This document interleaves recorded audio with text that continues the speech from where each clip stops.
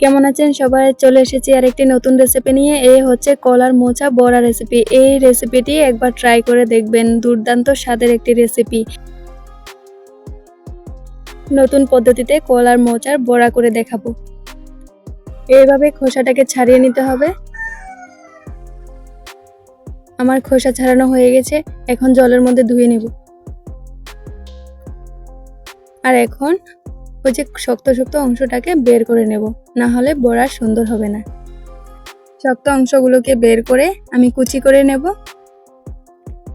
মনে রাখতে হবে জলে ভিজিয়ে রাখতে হবে, না হলে এটার কালারটা কালো হয়ে যাবে। এখন 2 মিনিটের জন্য এটাকে সেদ্ধ করে নিতে হবে। আর উপর থেকে আমি সামান্য পরিমাণে একটু নুন দিয়ে দিচ্ছি। দেখুন আমার প্রায় সিদ্ধ হয়ে গেছে।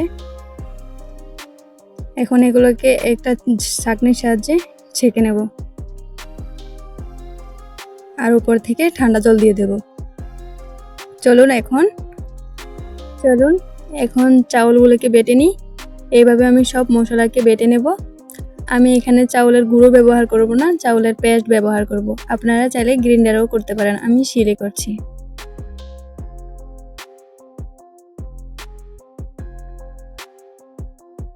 চাউলের পেস্ট করে নিচ্ছি আর দিয়ে দেব কয়েকটা রসুনগুলোকে এভাবে বেটে নেব।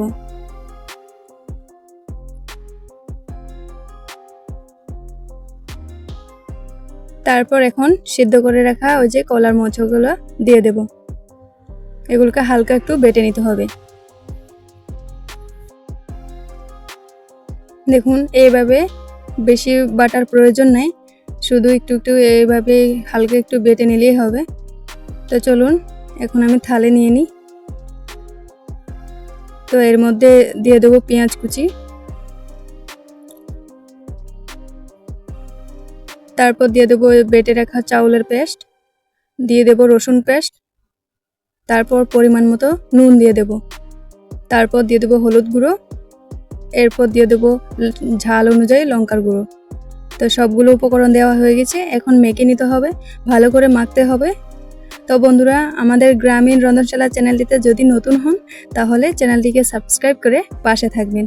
আমার মাখানো হয়ে গেছে।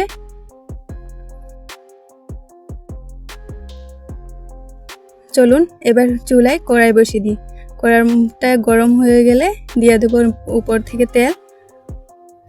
তারপর তেলটা গরম হলে একটা একটা করে সবটা বড়া দিয়ে দেব।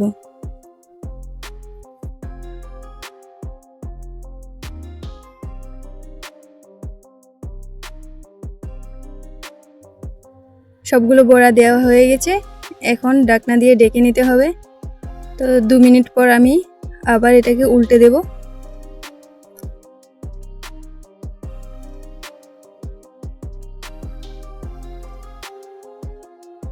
এভাবে সবগুলোকে উল্টাপাল্টে দিতে হবে। তো আপনারা কারা কারা এই রেসিপিটি আগে খেয়েছেন কমেন্টে অবশ্যই জানাবেন।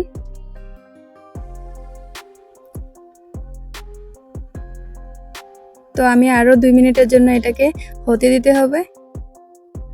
দেখুন প্রায় হয়ে গেছে, এখন নামিয়ে নেব। দেখুন কত সুন্দর হয়েছে, আমি একটা হাতের সাহায্যে দেখাচ্ছি আপনাদের। চলুন আমি একে একে সবগুলো বড়া বানিয়ে নিয়েছি। তো বন্ধুরা, আজকে আমার এই বড়া রেসিপিটি আপনাদের কেমন লেগেছে কমেন্টে অবশ্যই জানাবেন। আর ভিডিওটা ভালো লাগলে লাইক এন্ড শেয়ার করে দিবেন। ভালো থাকবেন।